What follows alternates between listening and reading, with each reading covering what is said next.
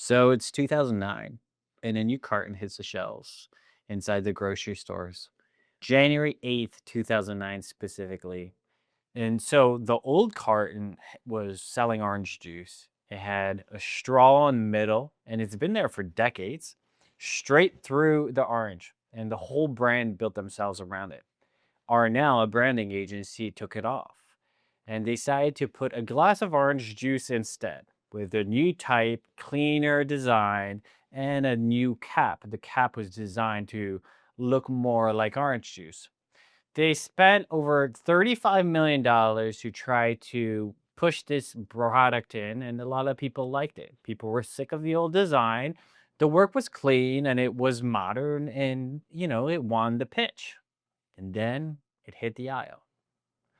People walked past it thinking that it was the house brand, that it was a generic product, and some people bought Minute Maid instead of it, and they didn't think that it was part of Tropicana. And you can see the before and the after. So from January 1st to February 22nd, the units dropped.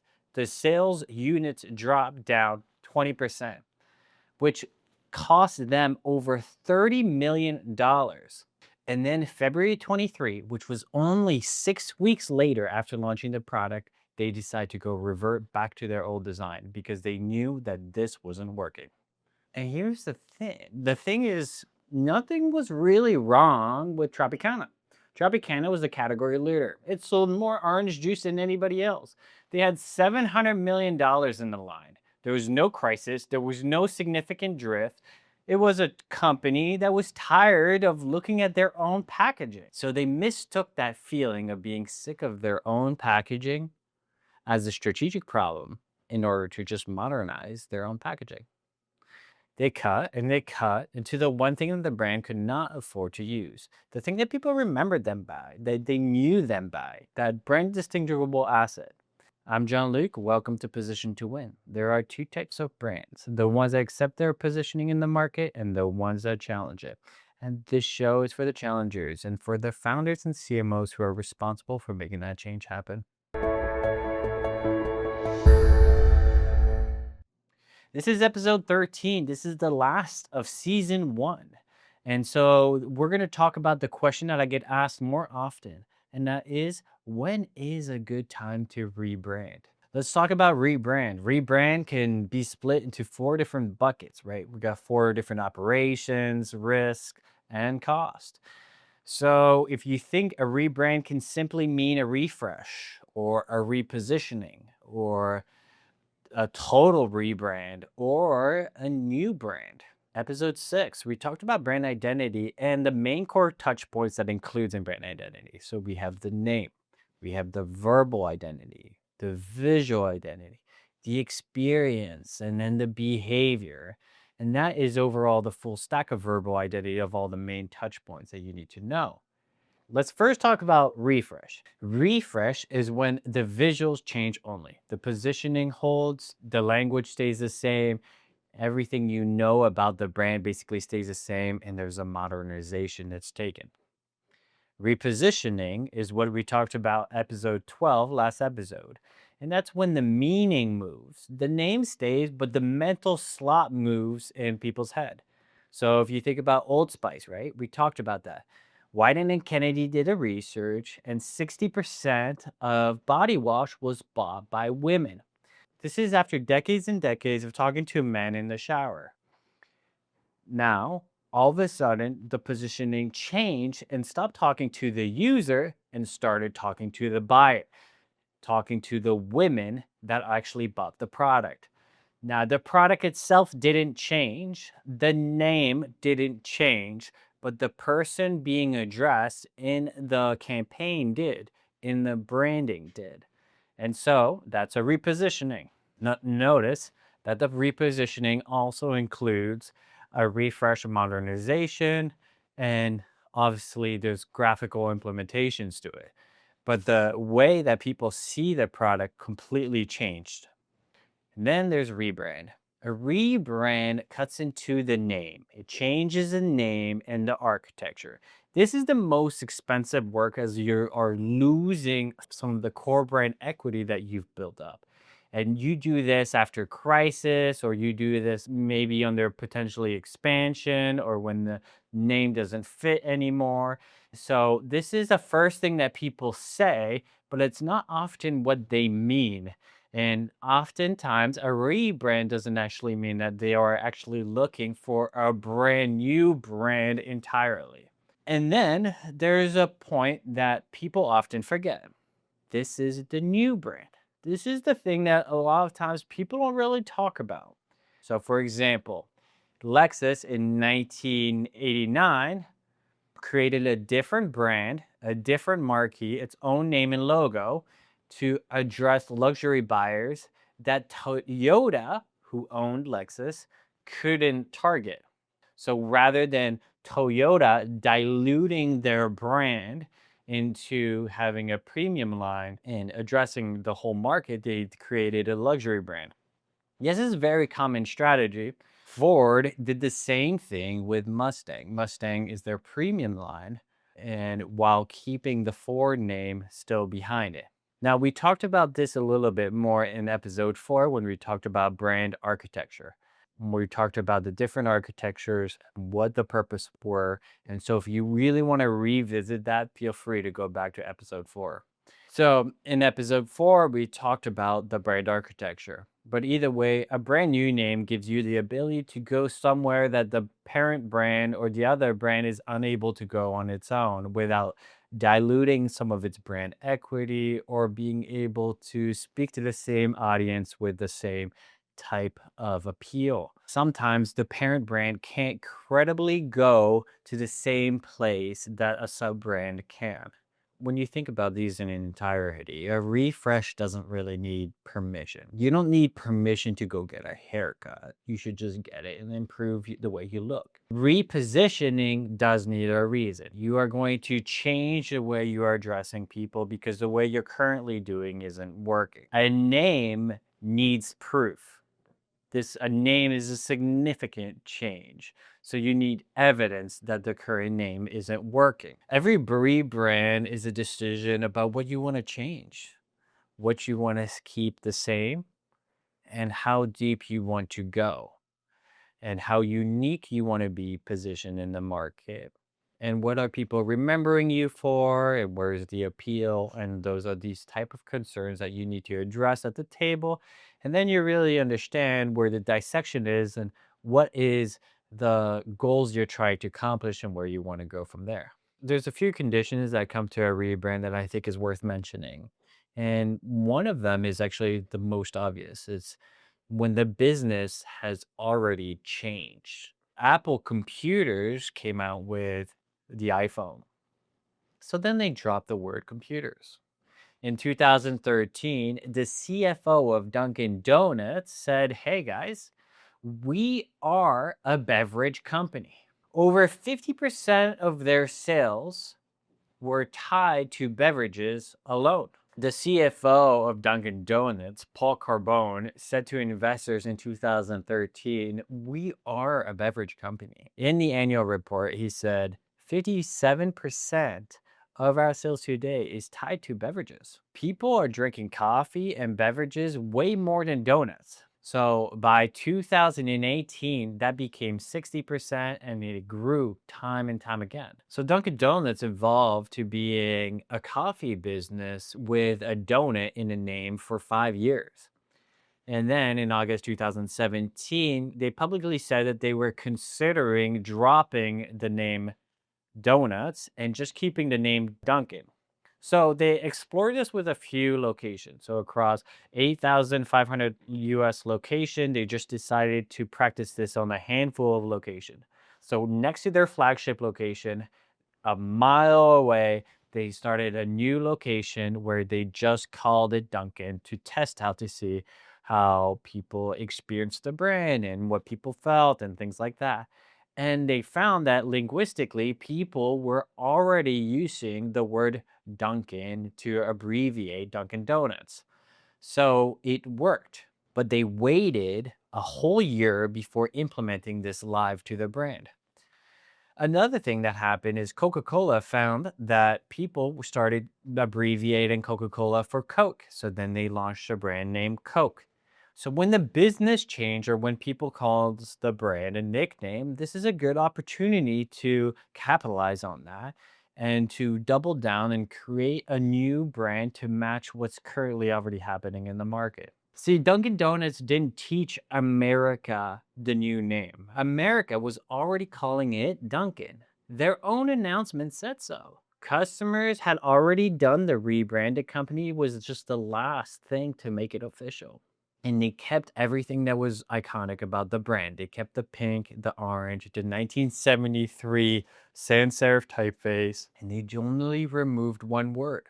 And they left all their other recognizable parts still standing. And the proof stands. That rebrand was simple and it worked. Another time to rebrand is when it's costing you quietly, when a name can limp around and it's failing years over years, and maybe the sales is just not growing and it's not taking as much traction. Maybe you're having a difficult time trademarking it or able to get the domain. You can actually point at the revenue that is costing you. If you look back at episode 5 when I talked about a brand name, you might find that, hey, you know what? Our name is too generic. We're paying too much to earn the slot in people's mind, and there's more market potential if we were to change the name into something that's more memorable. And plenty of brands have done this. And when the name is hard to pronounce, or when you search it and you're finding your competitor or just a category term, this is also times that you might want to consider rebranding the name entirely. And then separately, when you have a categorical crisis event that's happened and you need to kind of abandon some of the assets because they associate you with an image that you no longer want to be or you no longer want to tie yourself to. This was a chapter that you do not want to continue and you want to start over and start a new blank page into what your book is. This is also time that you really want to start from scratch. You see, a lot of times a rebrand comes from boredom. And this is a problem that Tropicana had. And it's a big problem. You see your logo every day. You see it maybe 10,000 times. Every store, every invoice, every signature, and your buyer has probably seen it twice. And the one of the times they were basically not paying attention. It was in a crowded aisle, it was walking past, they were clicking through a commercial, etc. So they were not experiencing the same boredom that you are. And that internal fatigue can feel like an insight. So before you touch anything, find out what you'd be destroying. What do people remember and why do they love it and what do they love about it? Coca-Cola understood this really well very early. In 1915, with a shelf full of imitation as they were already becoming market leader, they sent out a design competition of how can they make their shape of the bottle the most distinguishable brand asset that's out there. They wanted their bottle to be so distinctive that you would recognize it by feeling it in the dark with the lights off, and that you could recognize it laying down broken on the ground. That's the definition of a load bearing acid. You take the name off, turn the lights off, and it's still Coke. In episode 10, we talked about distinctive brand assets, color, shape, sounds, character, and the layout. And we talked about the smash test. So, what is load bearing? If you cover your name, do people still know it's you? What's working and what's not working? Where's the structural work? With Tiffany, we have the Tiffany blue. Is it the contour of the shape of the bottle, the orange with the straw from Tropicana? Or is it really just a neutral element where people recognize it, but it's not loaded, it's not specifically to you, and you can change freely? Or maybe this is working against you. Maybe it's recognized and it reminds people of the version that you're trying to leave behind. Or it reminds people of the category when you're trying to be a category outlier. So a lot of times companies do this by opinion. Somebody says, hey, this logo feels outdated. Look at this in a series of competitors. this is boring. But MasterCard did this with confidence. In 2019, they did a really dare move, and that's actually to remove their name entirely from the brand with just two circles. Two circles alone without a simple overlap. The amount of nerve and audacity it would have taken them to say that they can just own those two circles, and that is MasterCard. This took 20 months of global research first, and they realized that 80% of the time, people recognized the two circles without the word, and they already associated those things to the brand. And only then, when this happened, they knew that they could remove their name from it, that the name would exist without it. Now, look at the Tropicana example. They removed a distinguishable chassis, they removed the orange and the straw, and they never did that research. And the people decided to buy the competition instead. And they lost a core customer base, so they had to revert back. And because that distinguishable asset was something that they left behind. So this is the opposite outcome, but they both took away elements. They both simplified. And the reason people take away elements is tend to be more memorable, to have higher brand recall. However, without that type of brand research and without knowing what you're actually being remembered and what's being distinctive in people's brain, you won't actually know what you can safely take away without losing your brand equity. So you can subtract a distinctive element with an opposite outcome. Tropicana did really badly, where MasterCard did really well. So on the order of sequence, where do you start with your brand? Well, I think the most important things, you start with positioning. Positioning is always first. If you can't say what slot you're taking and from who, then you still need to work on your positioning. Your positioning is what makes you different in your market. So this is the key in branding. We need to work on your positioning first. Then there's the name, and then there's the verbal identity. And inside that verbal identity, you have the belief, the voice, and the tone, right? The verbal identity pyramid, which we talked about in episode 7. And then you have the visual identity, which is often where most companies start.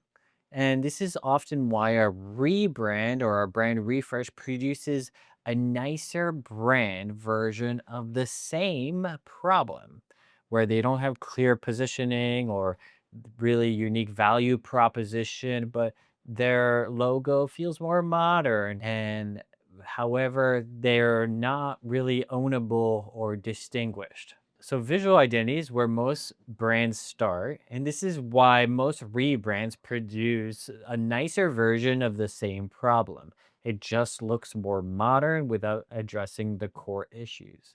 And then there's experience. We have the onboarding, the invoice, the hold music, the follow up, and that pleasant surprise that they are experiencing. And then there's behavior. And behavior is important because it's what your brand is standing for, your brand is doing, they've explicitly not doing. So you can commission a name and you can commission a color and an identity system, but nobody can really commission your team on how they handle a refund at 4 o'clock on a Friday when your team is trying to sign off for the weekend. Now, that type of experience that they're going to have is decided based off of the behavior. Behavior is the only surface that a branding agency isn't going to be providing for you. You have to decide this on your own. One of the easiest things that I like to do is not learn always from successes, but look at failures. And what are the key main ways that people fail in rebrands? So rebrands can fail in two separate ways. Obviously, the loud way and then the quiet way. The loud way is the scariest, but actually the best way. So the loud way is that you have a clear drop in sales, the press is complaining about it, the customers are complaining, and then there's creates a lot of noise, and then you understand what your customer is complaining and you are able to make a change. This is survivable and it's legible. However, this may cost you, right? For Tropicana, it cost them 6 weeks. 6 weeks of an old carton, and then they were able to revert back. And it was painful, it was expensive, but then it was over. And the loss was over, and they were able to relearn. So then there's the quiet way. So there's no cliff, there's nothing measurable that breaks. And what happens is you erase something. You erase the recognition, the cue that let people remember you in the first place. That differentiator that led people to you in 4 seconds makes you blend in with everybody else. Maybe you look modern, but maybe you look like all the rest of the new modern things that are happening now. And then what can happen is that your business becomes slowly easier to ignore. You don't really stand out from the marketplace. You're just like everybody else. And this is a concern because as time goes on, you just become slowly forgotten. My concern is with the quiet rebrand failures is when there's no revolt, this shows that there was never enough attachment for people to revolt for. If somebody's revolting for your brand, it shows that they have passionate attachment to what you currently have. And then you find out after years and years over time that you're not able to convert the same and you don't have the same type of brand loyalty and you just are kind of blending in. You see, I know everybody hates the loud failures because the loud failures are obvious and they're embarrassing, but the loud failures gives you real feedback. And with real feedback, you can do something. And when the quiet failures, the quiet ones, you might get a false sense of security when really you don't get any real feedback and you don't know anything to improve from. And this is the most dangerous feedback that a lot of people aren't thinking about and they're not addressing. And it's the one that everyone approves and nobody remembers. And the question worth asking is your brand recall improving or decreasing? Is your net promoter score improving or it's decreasing? There are things in branding that should be measured, and those are two core assets that will be able to give you signs of brand health and what direction are things going. So, this is wrapping up the first season. We went through 13 episodes. We started with what our brand actually is and how positioning works, how differentiating works, then the name, the language, identity, and the brand archetypes, persuasion, memory, and how to diagnose a brand with what's broken and when the numbers go soft or when the numbers aren't really proving as much. And this is where we finished season one, where we talked about when is a good time to rebrand. So brand strategy isn't the art of changing things. It's knowing what deserves to change and what has earned a right to stay. Knowing what to choose is essentially brand strategy. So I want to thank you for spending the first season with me. We've talked about the core brand positioning elements from the beginning to the end. And next season, we're going to open up with real files, real engagement, what the company has looked like when they started coming to us, what we found, what we changed, and then what happened. So look forward to seeing you next time.